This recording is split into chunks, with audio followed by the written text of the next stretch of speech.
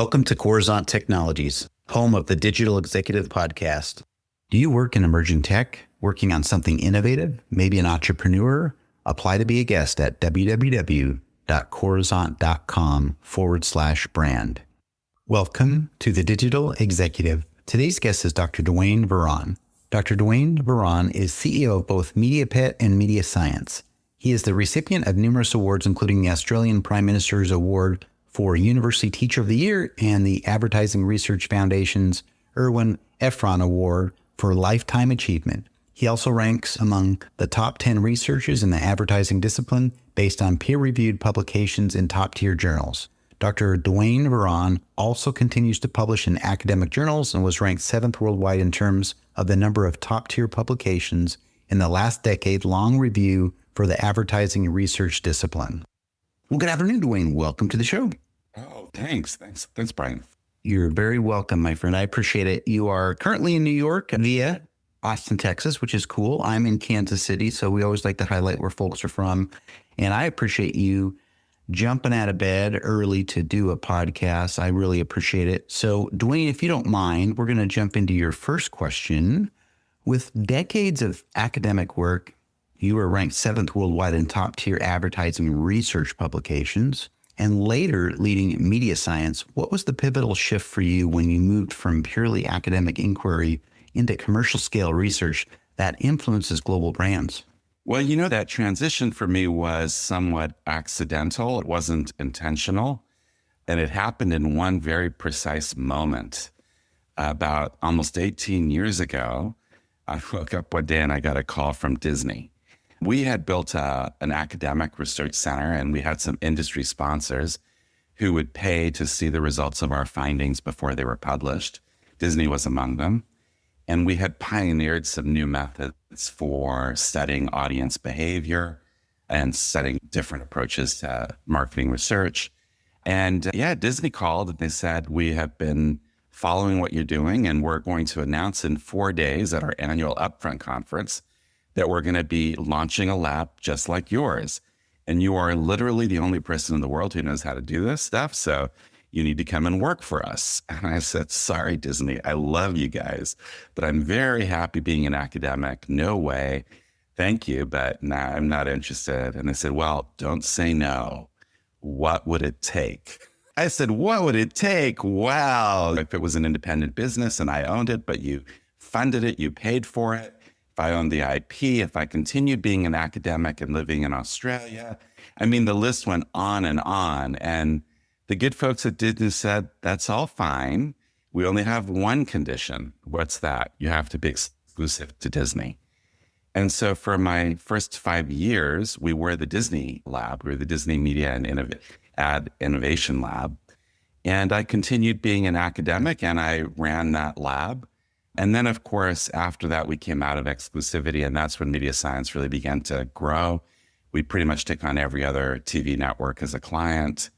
At some point, the whole thing became too big for me to juggle both roles.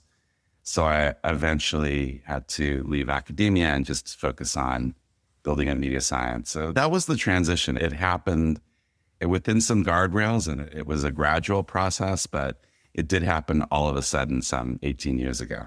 That's awesome. Love the backstory. You were in academia and this thing happened, I guess, happenstance, right? Accidentally, as you had mentioned. But having Disney call you and give you the offer or the deal of a lifetime is just amazing.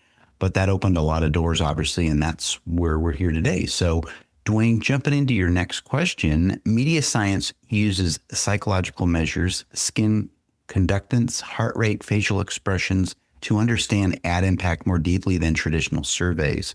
Can you walk us through a case where neurometric data revealed something surprising about an ad campaign that conventional measures missed? What did the brand learn? Yeah, that's a great question. The surprise for clients, at least, is usually that not a lot is happening. I mean, especially with ads, people are often watching ads in a very non-attentive kind of mode. And the creators of those ads think that people are going to be incredibly excited when something happens. And when you see the real audience reaction, it's pretty average. it's not as exceptional as people always assume it's going to be. So that's the most common. But there are some occasions where we had what I would call really big surprises. The first one that I want to tell you about is it wasn't really advertising. We were testing content. It was the Trump-Hillary Clinton debate in 2016.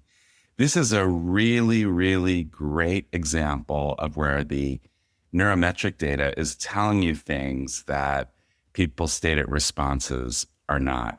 And ever since then, every time we've tested anything that involves Trump, this is the kind of thing that we see where people have emotional responses that they're not even aware of, and they're very complex. In the case of that debate, what was so shocking and surprising, number one was, so we had Democrats, Republicans, and undecided voters. There were three different groups of voters that we were studying. And when you looked at the Clinton supporters, or the Democrats, I should say, what was so shocking among the Democrats was how incredibly negative their biometric data was, their body's data was, every time Hillary would talk. It was off the charts. It was what we normally would see when an opponent is talking. By way of contrast, with Trump, what was interesting is how people basically acclimated to Trump. He would say really incredible, almost ridiculous things. And the first time he would say it, there'd be a really strong reaction among everybody. And then the second time, it would be a little bit weaker. And then the third time. And then eventually he's just saying things and you're almost seeing no reaction anymore. So that was really interesting. But the most interesting pattern that we saw was really among undecided voters who were telling us that they were going to vote for Hillary. But we could tell in their data that they were actually responding much stronger and much more favorably to Trump throughout the debate. And the reason for this was this emotional, rational conflict where, like with Hillary, when they would ask her about what she would do in her first 100 days, she would give this very evasive answer, not wanting to alienate any potential voters. But with Trump, he was very definitive. In my first 100 days, I'm going to do this, I'm going to do that. And it didn't matter whether it was true or not. Rationally, people were processing whether what he was saying was true or false. But emotionally, that definitiveness really was resonating well. And there were moments where people were telling you things. The discussion about immigrants was a great example where people say, oh, it's terrible that he says that. But the neurometric data was telling us that that argument was really resonating with them. So you have this conflict between who people believe they are and what they believe is right and what their emotional response was, which was very strong. So at that time, everybody was predicting a landslide election for Hillary. We were on stage many times saying, no, this is not going to be a landslide election. This is razor thin because you have this emotional, rational conflict. So that's, I think, the most interesting case that we've seen over the years. The only other thing that I would highlight, and I'll make this one a lot shorter, Brian, is we did do some research in Shanghai, in China. And what really struck me and what struck the client was just how incredibly different the Chinese audience was when they would watch ads. The way that they reacted to ads was just completely different to anything we had ever seen. The narrative structures were very different. And this led us to, and led the client to understand that they couldn't just roll out their Western ads in China. They really needed to have significant research there to figure out what those ads should look like in the Chinese market. Thank you. Really appreciate that. And those were great examples. I like how you use this neurometric data to test audiences. And it was interesting, I thought, was in that 2016 election example you shared where you talked about that emotional rational conflict and what people, there was a conflict there, obviously, what they were thinking or feeling versus what they were saying is totally different. And I like how measuring this data actually really tells the true story of what's going on. So I appreciate that. Thank you. And Dwayne, your work involves measuring very intimate responses, emotional physiology, and combining that with AI and big data. As these tools become more pervasive, what ethical considerations do you believe researchers and brands must be vigilant about, especially when it comes to consumer trust, privacy, and nudging behavior? Yeah, I think that you can look at that question from two different perspectives. You can look at the question in terms of the kind of ethical questions that will impact management, and you can look at it in terms of like the kinds of ethical questions that will impact consumers. On the management side, we're seeing something happen that I think is a little bit of a blind spot for companies. I don't think that people realize how dramatic the change in management culture is. And I'm very concerned about this. We, particularly in the US, have succeeded so well globally, in large part because science has helped guide management decisions. We have been data-driven. And when you are looking at a question, you do research, and the research informs the decision. Now, you don't know what the outcome of the research will be. You may be an executive who commissions a study. The study is done. The data comes back, and sometimes the answer is this doesn't work. And the C-suite will get that information, and they'll have to evaluate it, and they'll make a decision. And they will usually give some pretty hefty due regard to that data to guide their decision. But what we are seeing with the rise of AI and what we're seeing with the rise of big data is the diminishing of the culture of science. In a lot of ways, AI in particular is the antithesis of science. Science is about transparency. It's about variables. It's about understanding how those variables work. It's about isolating those variables.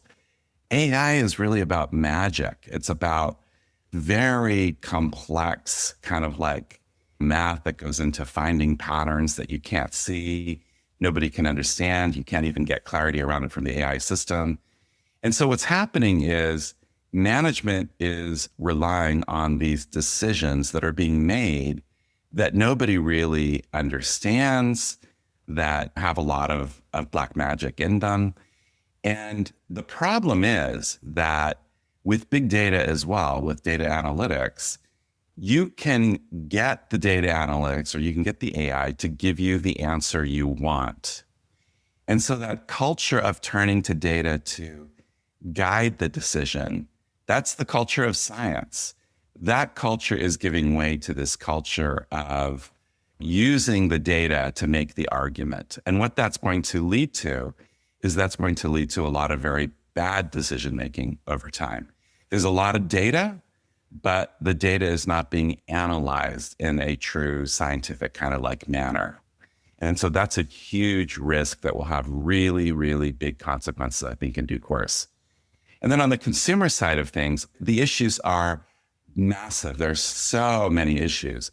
But the issue that I think is here and now, in that this is today arrived, is the whole question really of people being able to differentiate between what they're seeing and whether that is real or whether that is AI. We did a study back in July where we took 9 ads for major brands. This is like Apple and Doritos and Snickers. And we recreated those ads using AI, and we delivered impact that was exactly on par. This was using our new tool, MediaPet, which is a video creation platform, really powerful with a lot of control over precision. And then what we did is we also asked people about the production quality. And what we got to was about 98% of the real ad. Today, we are past that 100% mark. Today, you can no longer differentiate between the real ad and the AI ad. We're at that stage now. And so the question that this raises is it really fair for audiences to not know whether what they're seeing is real or whether it's AI? Or should we even hold back AI because we don't want that lack of authenticity? And we think the solution to that is labeling, that whenever content is AI generated, there should be a disclaimer there. And we did a study. And in the study, we showed people AI ads, and we either informed them that it was AI generated, or we didn't tell them that it was AI generated. And we were expecting to see a major backlash, but in actual fact, there was no difference in terms of the ad impact.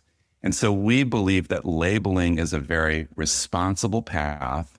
It's a win-win proposition because it allows creatives to do more AI because they don't have to worry anymore about deceiving an audience or about a backlash to it. they can do it, but just label it. And of course, consumers win because now they know when what they're seeing is real or AI. Thank you. And I really appreciate you breaking that out, because we obviously, traditionally in commercials, they might be actors portraying, right? So, and that has to be labeled. And I think you make a good point, keeping ethics, transparency, and honesty, working with AI, these guardrails, right? Labeling these AI generated ads, I think is the right thing. And you talked about science. Science does help decide management decisions. That research informs that decision. However, you're seeing some challenges with AI. You're seeing that a little bit of a departure there from science. Just because the data is there, if it's not being properly analyzed, then, what's the use of the data? So I appreciate your insights. And Dwayne, the last question of the day, if you could briefly share, looking ahead 5 to 10 years, how do you see ad effectiveness measurement evolving, like real-time neurometrics, AI-driven creative generation, cross-device attention tracking? How should creative teams adapt their process now to be future ready? Yeah, that's a great question. Again, I'll give you an example on both sides of that fence of stuff that's scary and some stuff that's really exciting. We sit on both sides. We do research on both sides of that equation. So in terms of first, something that I think at least is the dominant trend today in terms of the industry adopting AI, this is specifically the advertising industry. The advertising industry has very enthusiastically adopted these measures of attention that are AI derived. We call these synthetic measures of attention, right? And the way that they are created is they're trained, an AI model is trained against some data.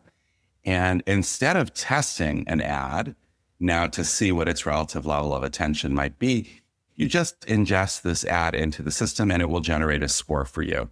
And this score is supposed to tell you what that ad's performance is like and also how that performs in different environments. And so basically, this is very exciting because instead of spending tens of thousands of dollars doing research to figure out what levels of attention are, now you don't have to spend all that money. For a few $100s. You can get this data. And you have data exchanges now where the placement of the ad is being optimized on the basis of these attention scores. This is something that has caught on like wildfire. Most advertisers now are using these measures as part of their buy decision. However, none of these measures in the market, I want to say that again, Brian, none of these measures in the market, to the best of my knowledge, have actually properly been independently validated. And so people are trading on numbers that they don't even really know whether these numbers are meaningful, if they're real. So we did a major validation study. We collaborated with the Ehrenberg Bass Institute, which is the leading market science center in the world, academic research center. We collaborated together. And what we did is we took 300 ads. We had humans, experts, academics, code them for their relative level of attention. We then had consumers rate them in terms of what they thought their likely level of attention was. And then we took the top 5 ads in terms of how much attention we think that those induced, and the bottom. So now we're talking about the top 5, the bottom 5 out of 300 ads. And we then said, okay, these new measures, can they accurately predict whether this particular ad was high or low in terms of these being the top 5 or the bottom 5? That's a very, very, very fair task, right? We could have been much more nuanced about it. We've really pushed it to the extreme. And I can tell you that the synthetic measures that we tested were absolutely horrific in terms of their predictability. In fact, they predicted it accurately about 25% of the time, but that was actually negatively correlated, which means that the number one thing they should do is reverse their scores. So you are talking here about pure garbage measurement. These measures are not meaningful whatsoever. And yet the entire market has embraced them and is trading on them.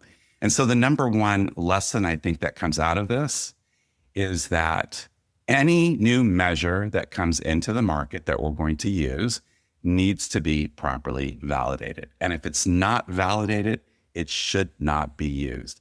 Just because it's AI doesn't mean that it's going to actually work. This is a huge problem for us going forward into the future, because I think there will be many more measures like this that will be coming into the market.